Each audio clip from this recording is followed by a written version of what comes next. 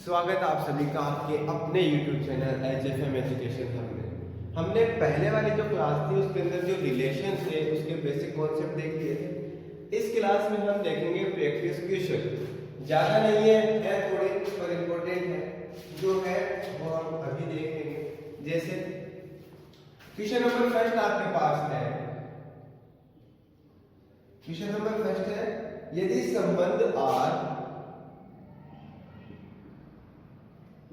यदि संबंध R कुछ इस तरीके से दिया है 1,3 4,2 3,2 समुच्चय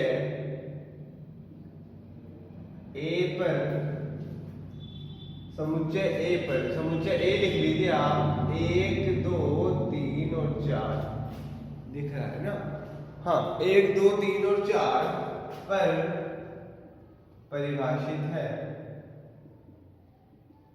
अब आप बोलोगे सर आपने कहा था या तो रिलेशन है वो A से B में होता है, आया ना, और अगर यहाँ पर भी A आ जाए तो A से A में, लेकिन यहाँ पे तो कुछ लिखा ही नहीं। यहाँ पे आपको क्या लिखा है, संबंध किस पर परिभाषित है, A पर। इसका मतलब संबंध A से A में परिभाषित है। इतना समझ में आया। आगे देखिए, परिभाषित संबंध है तो R का सह प्रांत है, इसको हम बोलते हैं कोडोमेन। ठीक है, R का सह प्रांत क्या है, ऑप्शन नंबर ए है 1 4 3, option number B 3,2, option number C 1 2 3 4 और option number D none of above. तो देखिए करना क्या है, पूछा क्या है इसमें, A से A में पहले तो ये देखो 1 2 3 4 1 2 3 4 रिलेशन A टू B। ठीक है, 1 3 से रिलेटेड है, 4 2 से रिलेटेड है और 3 भी 2 से रिलेटेड है। अब मैंने क्या कहा था, समुच्चय A मतलब पहले आने वाले संबंध में जो पहले समुच्चय आ रहा है उसके केवल उन अवयवों का समुच्चय, केवल उन अवयवों का समुच्चय जिनका प्रतिबिंब विभव क्या कहलाता है, प्रांत। क्या कहलाते हैं, प्रांत। तो इसका प्रांत क्या हो गया, 1 3 4। परिसर मतलब रेंज, बाद में आने वाले समुच्चय में केवल उन अवयवों का समुच्चय जिनका पूर्व प्रतिबिंब A में हो। तो क्या हो जाएगा 2, 3 या 3,2 भी लिख सकते हो, दिक्कत वाली बात नहीं है। लेकिन यहाँ हमें क्या पूछा है, सहप्रांत।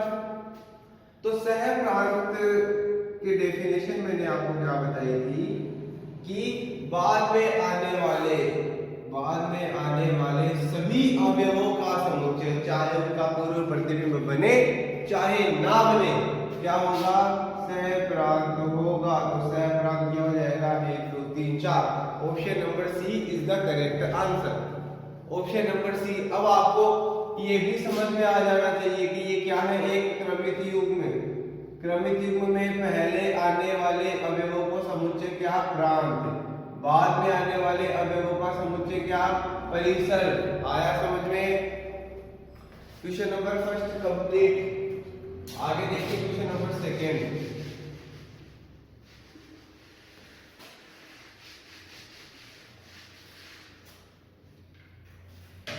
क्वेश्चन नंबर सेकेंड है, मान लो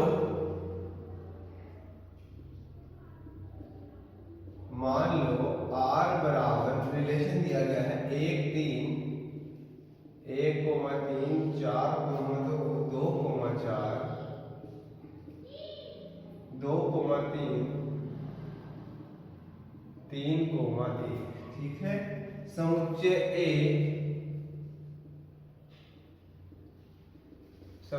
A वही है 1 2 3 4, समुच्चय A वही है 1 2 3 4।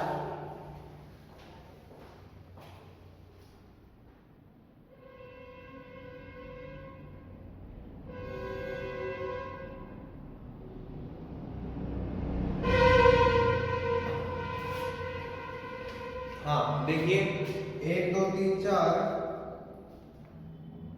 हो तो मैं परिभाषित संबंध में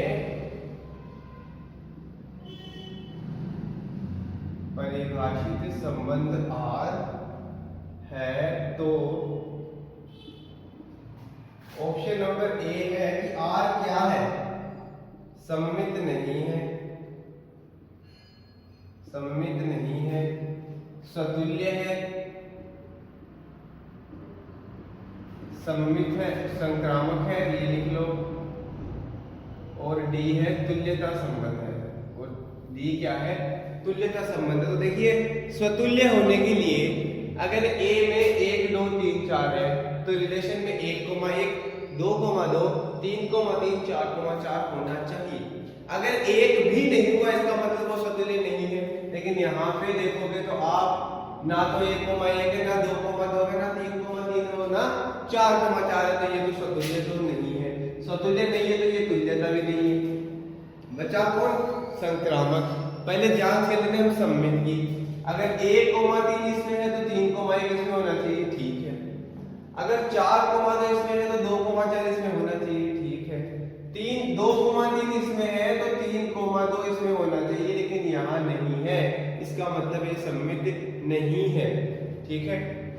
अभी हमारे पास एक रिजल्ट आया है कि ये सममित भी नहीं है, लेकिन क्या कहीं ऑप्शन में ये दिख रहा है कि सममित है? नहीं, ऑप्शन में क्या दिया हुआ कि सममित नहीं है। ऑप्शन सीधा ही क्या दिया है, सममित नहीं है। हम एक बार संक्रामक की जांच और कर लेते हैं। 1 3 3 1 तो क्या होना चाहिए, 1 1 मतलब संक्रामक भी नहीं है।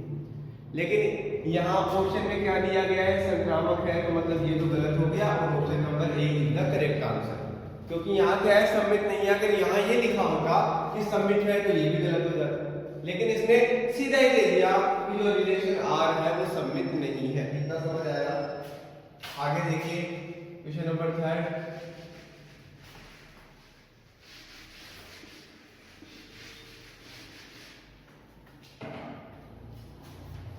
क्वेश्चन नंबर 3 है, अक्ष तथा वाई, अक्ष तथा वाई दो अरिक्त समुच्चय है।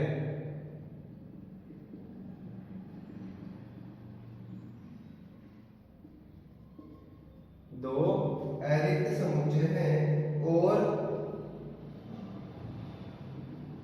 अक्ष से y में r1 व r2 दो संबंध, r1 व r2 दो संबंध है, तब निम्न में से सही है। तब निम्न में से सही है मतलब ये कह रहा है कि अक्ष तथा वाई दो अरिक्त, अरिक्त मतलब वो रिक्त समुच्चय नहीं है, उनमें कम से कम एक अवयव तो विद्यमान है। और अक्ष से y में r1 व r2, r1 भी अक्ष से y में परिभाषित है और r2 भी अक्ष से y में परिभाषित है। इतना है। तो देखिए कुछ इस तरीके से दिया है, r1 intersection r2 inverse is equal to r1 inverse intersection r2 inverse. Option number B है r1 इंटरसेक्शन r2 इनवर्स उप समुच्चय है r1 inverse intersection r2 inverse, ठीक है। ऑप्शन नंबर सी है r1 intersection r2 inverse is equal to r1 inverse कुछ इस तरीके से r2 इनवर्स, ठीक है। r1 इंटरसेक्शन r2 इनवर्स उप समुच्चय है किसका, r1 इंटरसेक्शन सॉरी यहाँ बराबर है और यहाँ है r1 इंटरसेक्शन r2 इनवर्स उप समुच्चय है r1 इनवर्स यूनियन, इंटरसेक्शन कर लो r2 इनवर्स। इसके लिए देखिए अब इनवर्स तो आपको पता है, अगर यहाँ इनवर्स होगा तो वो y से अक्ष में परिभाषित होगा, y से अक्ष में परिभाषित, ठीक है। अब देखिए इसमें सही रिलेशन आप ध्यान रखिएगा, सही रिलेशन है r1 intersection r2 inverse is equal to direction R2 inverse. इतना ध्यान रहे, ठीक है। इसमें ऑप्शन नंबर ए है करेक्ट आंसर। ये आपको एनडीए 2006 में पूछा गया है। ये आपको एनडीए 2006 में पूछा गया क्वेश्चन है, ध्यान रहे, इतना आया होगा। Question number 3 complete. देखते हैं क्वेश्चन नंबर 4।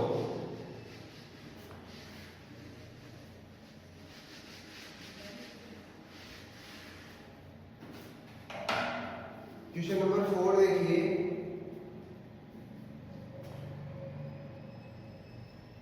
समुच्चय ए हमें दिया है 1, 2, 3 पर परिभाषित संबंध। इस ए पर संबंध परिभाषित है r बराबर 1, 1, 2, 2, 3, 3, ठीक है। अब बताना है कि ये संबंध है वो क्या है, केवल सममित।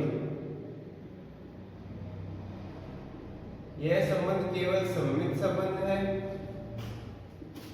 केवल स्वतुल्य, फिर है तुल्यता संबंध, और ऑप्शन नंबर डी है केवल संक्रामक। तो बताइए, अब आप देखोगे सर 1, 1, 2, 2, 3, 3 है मतलब स्वतुल्य है, बाकी देखने की जरूरत नहीं है क्योंकि बाकी तो है ही। अब समझिएगा, स्वतुल्य तो आपको पता चल गया, अगर ए में 1, 2, 3 है तो आर में 1, 2, 3, 3 है। इतना समझ आया। अब देखिए सममित के लिए 1, 1 अगर इसमें है मतलब a, b अगर r में है तो b, a भी किसमें होना चाहिए, r में। अब देखिए 1, 1 इसका उल्टा 1, 1 यही है। 2, 2 इसमें 2, 2 यही है मतलब सममित है। 3, 3 इसका उल्टा 3, 3 मतलब सममित भी है। इतना है। अब देखिएगा केवल सममित तो नहीं है, स्वतुल्य भी है। केवल स्वतुल्य नहीं है क्योंकि सममित भी है। आपके पास दो रिजल्ट आ गए, सममित है, स्वतुल्य है। क्या कोई ऐसा ऑप्शन है जिसके अंदर ये दोनों आ रहे हो? क्या कोई ऐसा ऑप्शन है जिसके अंदर ये दोनों आ रहे हो? देखिए इसमें एक नहीं आ रहा, इसमें एक नहीं आ रहा, इसमें तो दोनों ही नहीं आ रहे। ये वो ऑप्शन है जिसमें दोनों आ रहे हैं। अब आप बोलोगे सर संक्रामक की तो जांच की नहीं। ये इसलिए है ताकि वहां पे टाइम कम मिलता है। अगर आपको संक्रामक की जांच करनी तो देखिए मैंने आपको ये कहा था अगर a, b r में मिले लेकिन b, c r में नहीं मिले तो हम संबंध r को सीधे ही क्या कहेंगे, संक्रामक संबंध। हाँ है ना। तो देखिए 1, 1 अब 1 से स्टार्ट होने वाला है नहीं है मतलब ये सीधे ही संक्रामक हो गया। 2, 2 अब 2 से स्टार्ट होने वाला है नहीं है मतलब ये सीधे ही संक्रामक हो गया। 3, 3 से स्टार्ट होने वाला है नहीं है मतलब ये सीधे ही संक्रामक हो गया। मतलब ये स्वतुल्य भी है, सममित भी है और संक्रामक भी है। तो यह एक क्या है, तुल्यता संबंध है। इतना समझ आया होगा। आगे देखिए क्वेश्चन नंबर 5।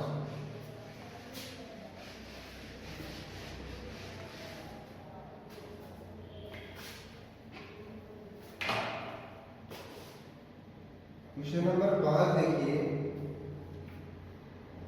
निम्नलिखित में समवर्त समुच्चय, निम्नलिखित में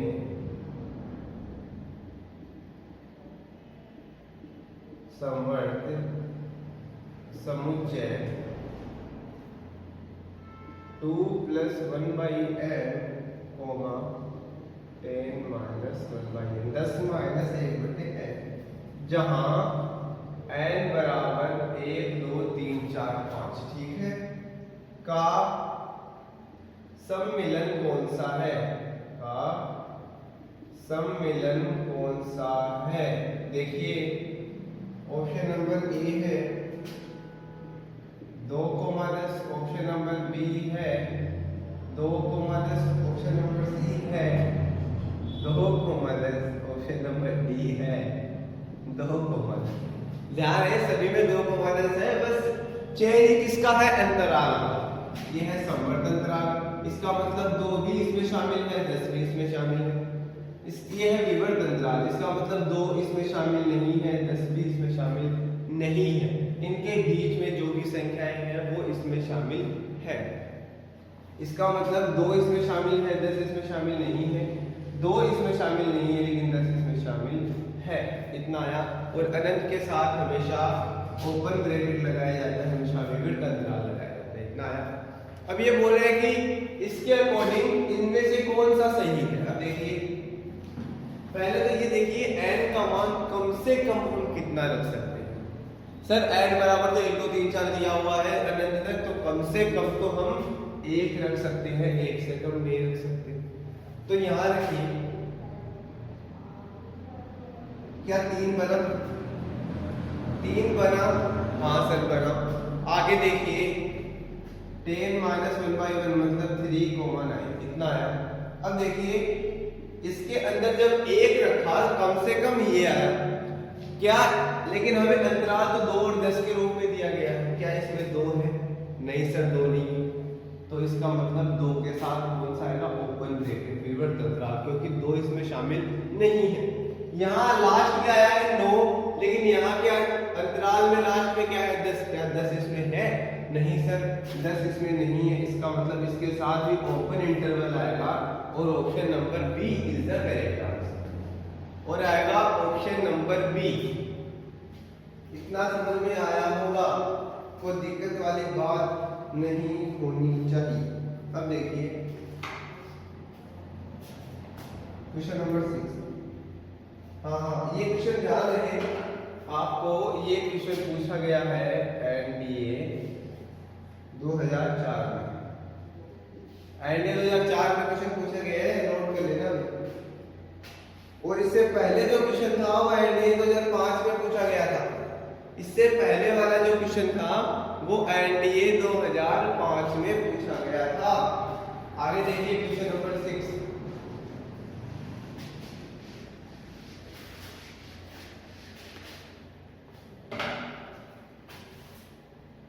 क्वेश्चन नंबर 6 देखिए, संबंध R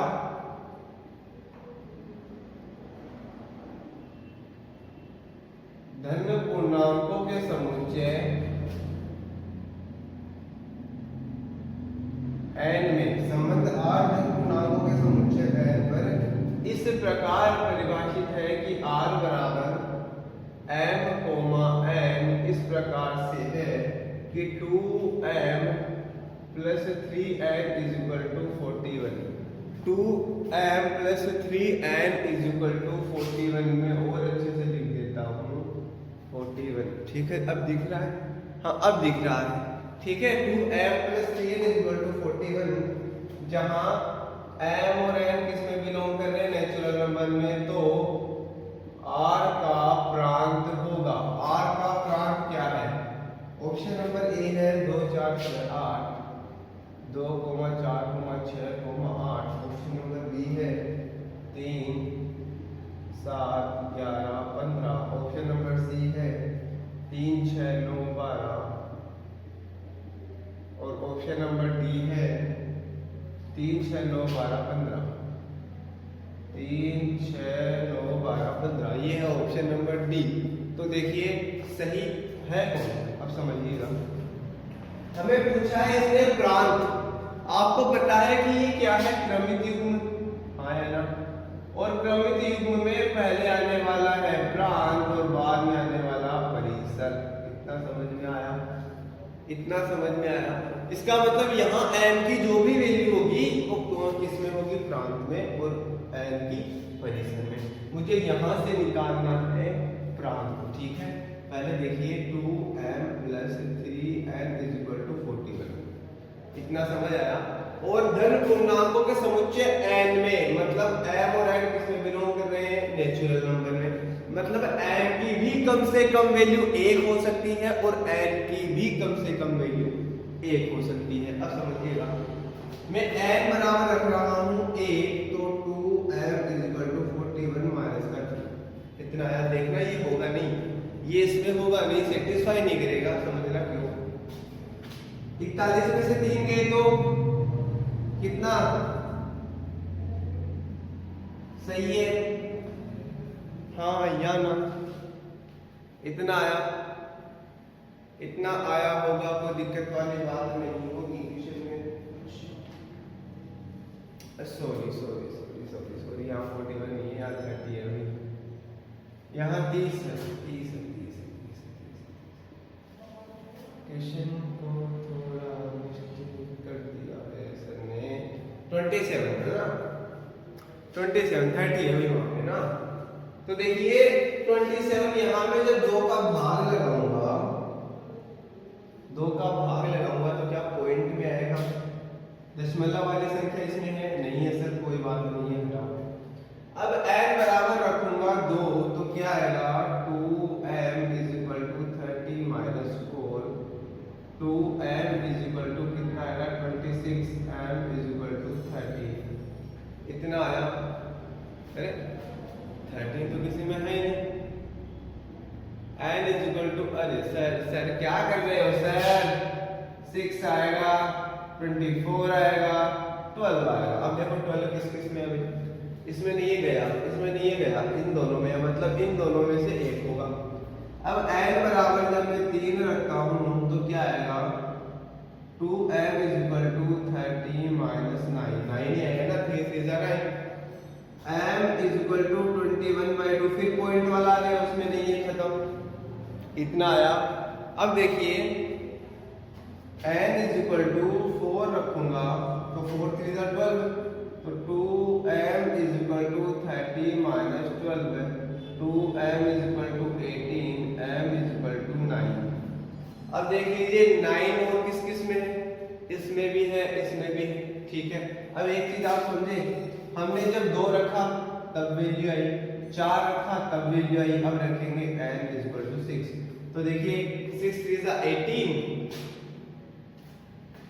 एक हाँ 6 3 जा 18, 2m is equal to 30 minus 18, 2m is equal to 12, m is equal to 6। इतना आया। अब 6 तो ऑप्शन सी में भी है और ऑप्शन डी में भी है। अब देखिए उधर जगह है, दिख रहा है? हाँ दिखेगा। देखिए n इज इक्वल टू जब 8 रखता हूँ तो 8 3 जा 24, तो 2m is equal to 30 minus 24, ठीक है। 6 आएगा तो m इज इक्वल टू 3, तो 3 देखिए इन दोनों में है, और 3 हमारे पास पहले आया क्या? नहीं, पहले नहीं आया।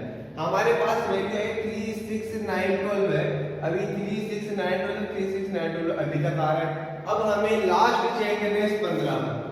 अगर ये 15 आया तो ऑप्शन नंबर डी, और 15 नहीं आया तो ऑप्शन नंबर सी।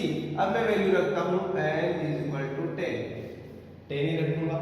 अब देखिए 2m इज इक्वल टू 10 3 जा 30, 30 से 30 गए तो 0, m इज इक्वल टू 0। इसका मतलब अब नहीं आया, 15 नहीं आया, तो हमारे पास क्या है? ऑप्शन नंबर सी, 3 6 9 और 12। Option number C is the correct answer. इतना समझ में आया होगा, कोई दिक्कत वाली बात नहीं होगी। इतना आया। आगे देखिए क्वेश्चन नंबर 5। ये क्वेश्चन आपको एनडीए 2004 में पूछा गया है। ये क्वेश्चन आपको एनडीए 2004 में पूछा गया क्वेश्चन है, ठीक है। आप नोट जरूर कर लीजिएगा। इतना आया होगा। आगे देखिए question number 6 complete. Question number 7,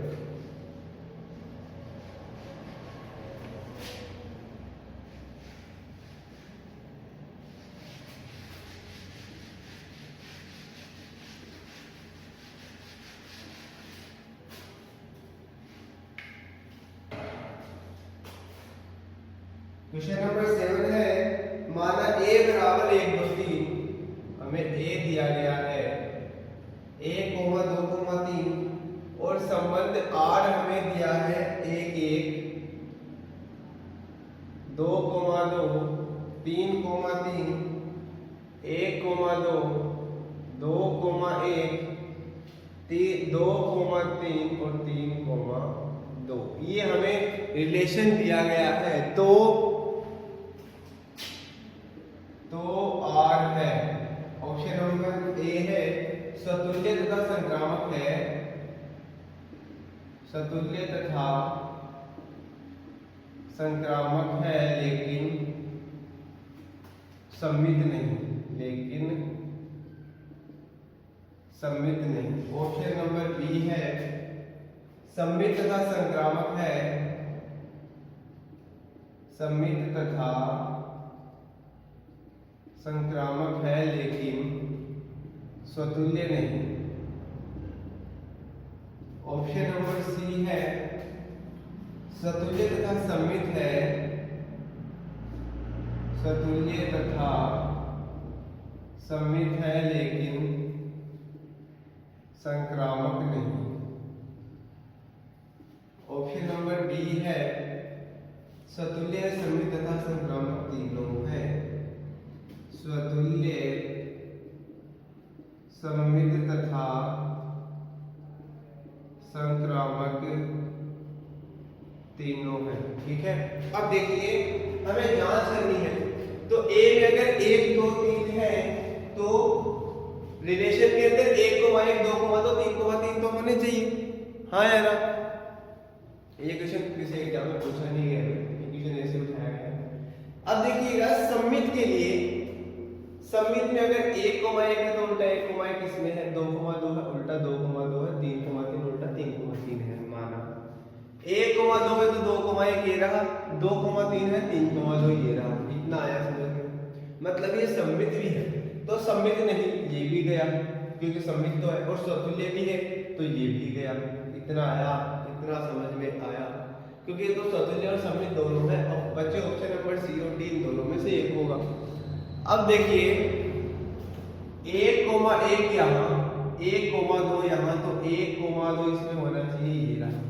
इतना आया समझ में? अब देखिएगा 1 2 ये, 2 3 ये, तो 1 3 इसमें होना चाहिए, लेकिन 1 3 इसमें नहीं है, इसलिए ये संक्रामक नहीं है। अब समझिएगा, स्वतुल्य आपको मिल गया, सममित आपको मिल गया, लेकिन संक्रामक आपको नहीं मिला। देखिए option number C, option number C is the correct answer. Option number C is the correct answer. इतना समझ में आया?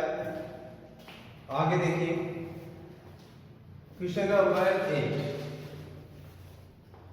आगे देखिए क्वेश्चन नंबर 8।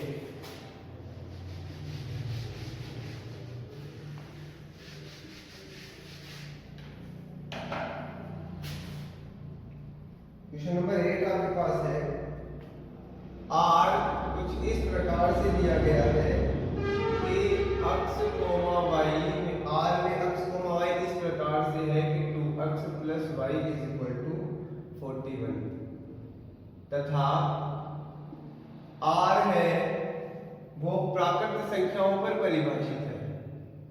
आर प्राकृत संख्याओं पर परिभाषित है, मतलब प्राकृत संख्याओं के समुच्चय पर परिभाषित है। आर n पर परिभाषित है। ठीक है, प्राकृत संख्याओं के समुच्चय पर परिभाषित है, मतलब n पर परिभाषित है। तो R ऑप्शन नंबर ए स्वतुल्य है, ऑप्शन नंबर बी सममित है, ऑप्शन नंबर सी संक्रामक है, और option number D none of above. ठीक है, अब देखिएगा सॉल्यूशन कैसे होगा। अक्ष कोमा वाई, आर किसमें? प्राकृत संख्याओं में, और प्राकृत संख्याएं 1 से स्टार्ट होती है और कहां तक जाती है? अनंत तक। 1 2 3 4 5 6, इसमें कोई भी पॉइंट वाली संख्याएं नहीं होती। इतना समझ में आया होगा। अब देखिए ये है क्या, तो देखिए स्वतुल्य के लिए समझना, अगर अक्ष ए में है, क्योंकि ये जो बिलोंग करते हैं, मैंने आपको क्या लिखाया था, रिलेशन कुछ इस प्रकार से होता है कि a, b, a बिलोंग करता है a से और b बिलोंग करता है b से, ये तो लिखा है। तो अक्ष किससे बिलोंग करेगा? a से, तो अक्ष किस में होना चाहिए? r में होना चाहिए। इतना आया समझ में? इतना आया होगा, कोई दिक्कत वाली बात नहीं होगी। अब समझिएगा, x, x मतलब 2x + x = 41, 3x = 41। अब जब x इक्वल टू 41/3 आएगा।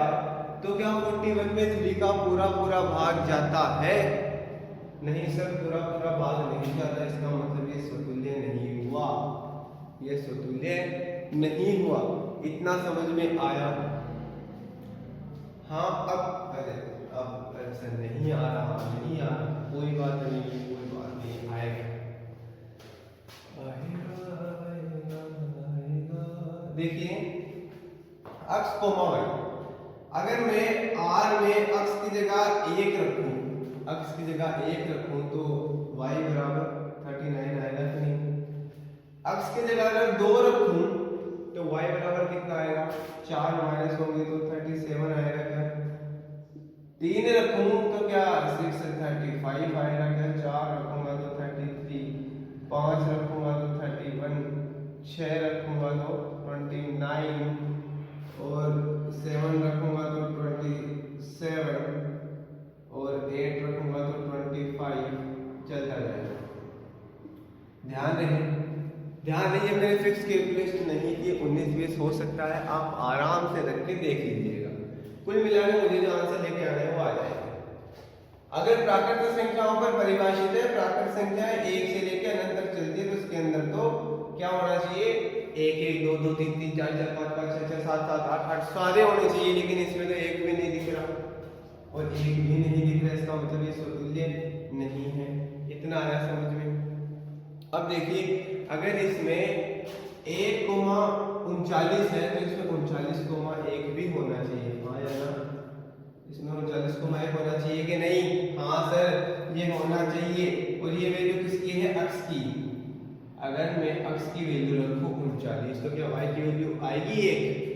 आप खुद कैलकुलेशन करके देखो, बोलोगे नहीं सर एक वैल्यू आएगी नहीं, इसका मतलब ये सममित भी नहीं होगा। अब बात आती है संक्रामक की। सर संक्रामक की देखो, 1,39, अगर 1,39 है तो 39,1 इसमें नहीं है, मतलब यहाँ से तो ये सीधे संक्रामक हो गया, हाँ या ना? अब देखिएगा 3,35 35,3 है, इसमें नहीं होगा। अब देखिए हमें काम करते हैं, संक्रामक की जांच हम कुछ अलग तरीके से करेंगे, क्योंकि ये अनंत तक चलेगा।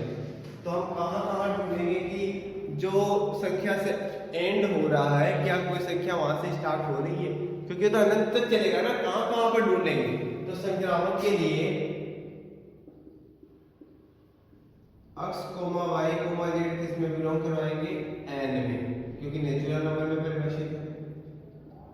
x, y अगर r में बिलोंग कर रहा है तो क्या आएगा? 2x + y = 41, ये आएगा। y, z r में परिभाषित होना चाहिए तो क्या आ जाएगा? 2y + z = 41। अब इसमें क्या होना चाहिए कि x, z भी इसमें परिभाषित होना चाहिए, हाँ या ना? क्या होना चाहिए? x, z किस में परिभाषित होना चाहिए? r में।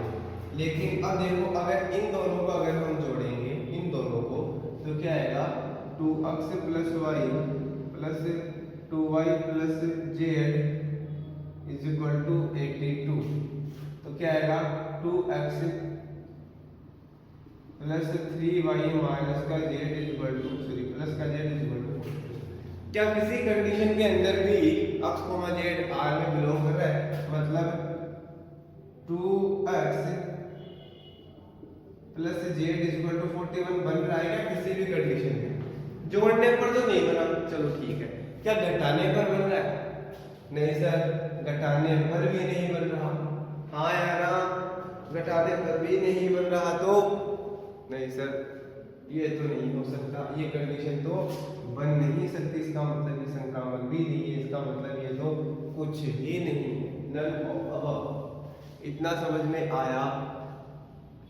इतना समझ में आया होगा तो दिक्कत वाली बात नहीं होगी। अब देखते हैं क्वेश्चन नंबर 9।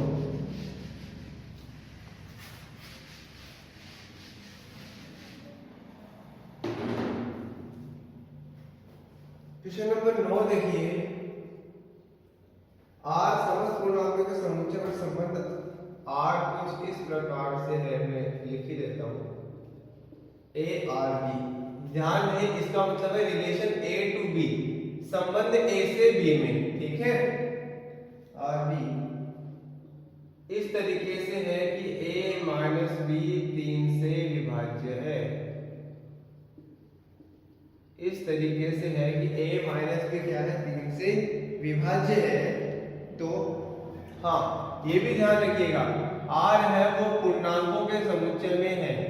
r किस में है, पूर्णांकों के समुच्चय में। और पूर्णांक जो इंटीजर है वो कहां से कहां तक जाता है, माइनस का इंफिनिटी से प्लस का इंफिनिटी, माइनस का अनंत से प्लस के अनंत तक। तो देखिए, तो ये क्या है, जो रिलेशन है वो क्या है, सममित है, केवल सममित है, केवल सममित है। ऑप्शन नंबर बी है, तुल्यता संबंध है। ऑप्शन नंबर सी है, स्वतुल्य तथा सममित है, स्वतुल्य तथा सममित है किंतु संक्रामक नहीं। और ऑप्शन नंबर डी है, सममित तथा संक्रामक है,